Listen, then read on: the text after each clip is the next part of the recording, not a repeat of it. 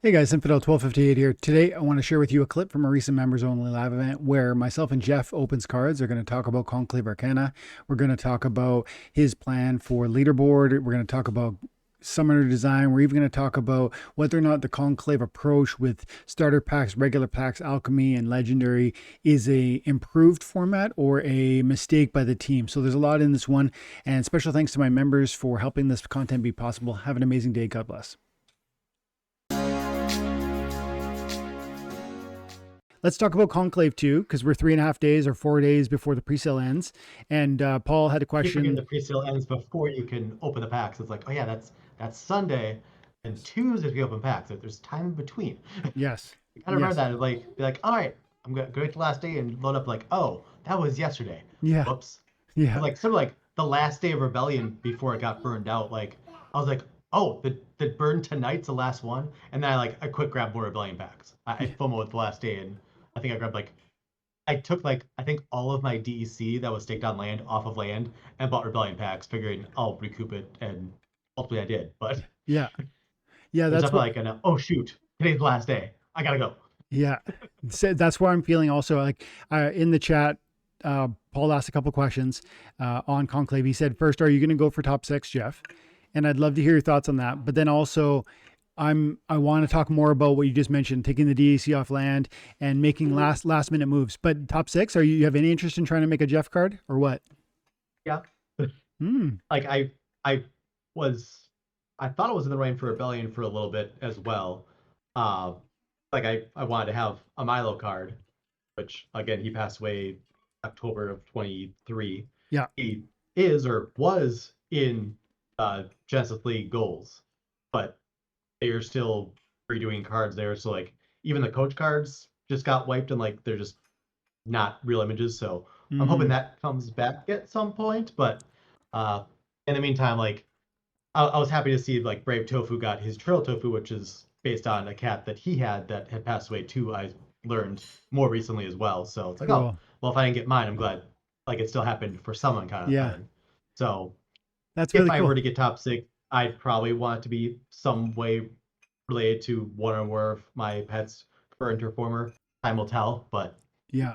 definitely I'm not going for top six. Just kind of waiting and seeing how things go because I also know that there's different people going for top six that are selling packs through third party means and stuff at discounts. Where it's like I still have to like really crunch numbers to see like if I go for top six, what's that look like? If I don't go for top six and I just buy these packs, but I don't get the raffle tickets and promo cards from them at these discounted rates, is that better? So Mm-hmm. one way or another, I'm getting more packs before the end of the pre-sale. Just will it be leaderboard related? Will it be buying from somebody that's selling them at a discount? Yeah.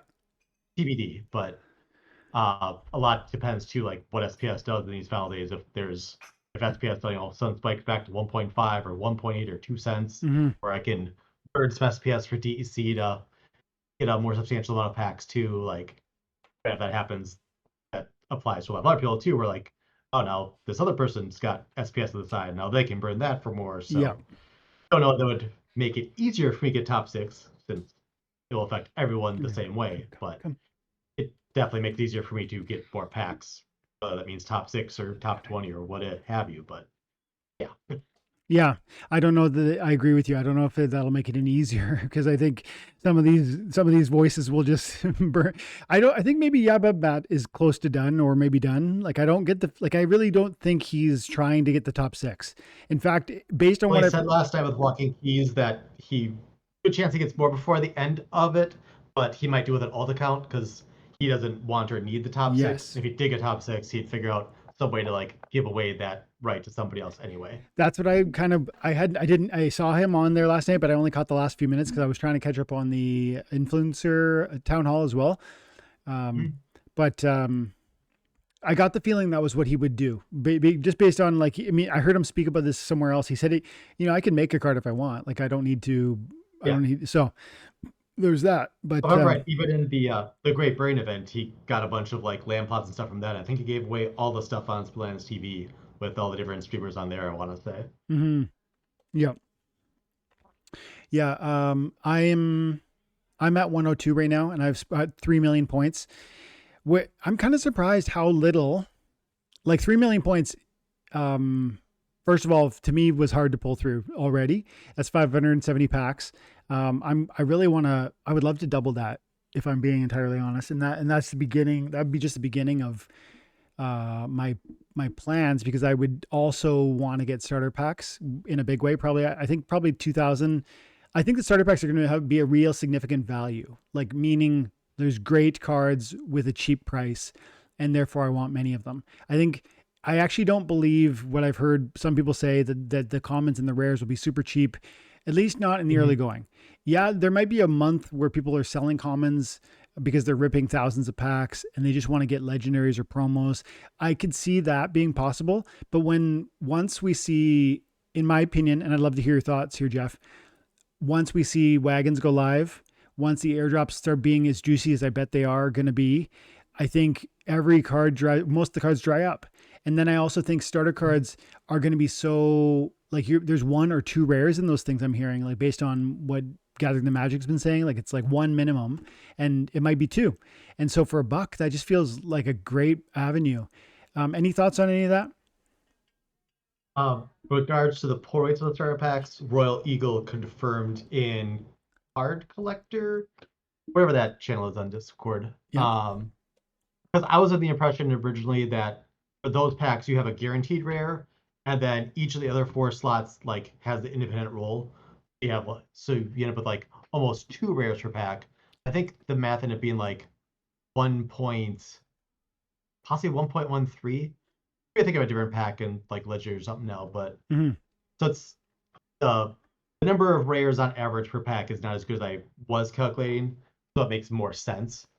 So like the math I did was close to 2 rares per pack, and at that math, if you use the average price of commons and rares in Rebellion, the expected value of a pack would be $1.17. Which, regardless of the math, like if EV ends up over $1, odds are it'll be arbitrage down to, as at least as close as possible to $1.06 to factor for 6% marketplace fees. But a lot of people are going for lucky packs or legendary packs, which they're not going to get all their commons and rares, so they might have to get either starter packs to supplement the lower rarities or get singles in the open market, which just gives more opportunity then for people to buy starter packs and flip singles if there's people going out of their way to get extra commons and rares. So there's a lot of different ways you can go, having not had this kind of setup for a pack release before, obviously.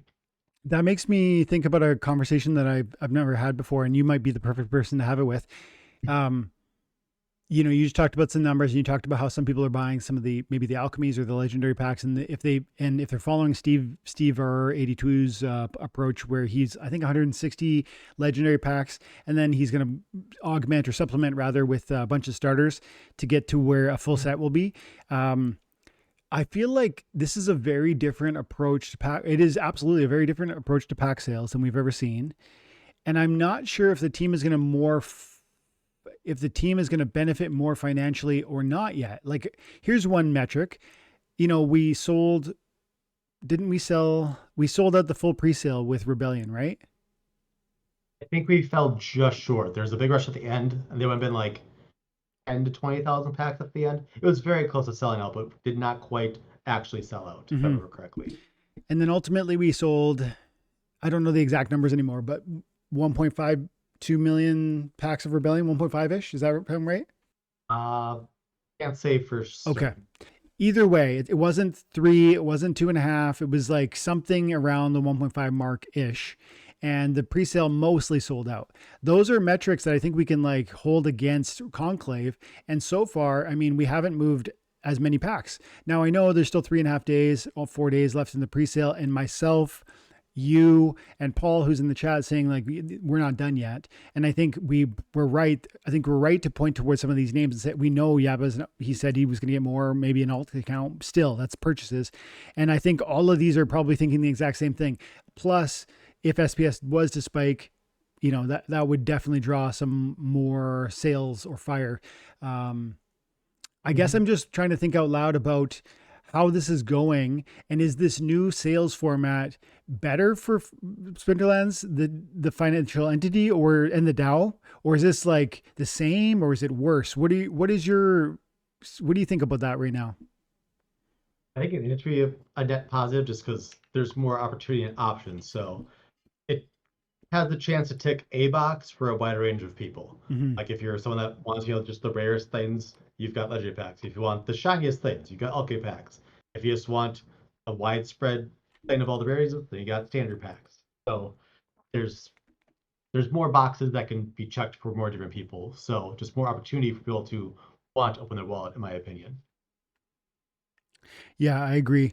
There's I like that too. The flexibility for different people, and I think the starter packs. I think there could be problems that come out of the starter packs if the way that it's worded is such that it'll be available even after the Conclave pack sale is done. So until the next sale is available, which to me could mean that like there's overprinting of it, but at the same time that means that there's these inexpensive packs that are available to people who want to rip packs, and that's I think always good. I think it's bad Yeah. from a consumer perspective to say is no, there are no packs, check back next year. That's not a good approach. Yeah.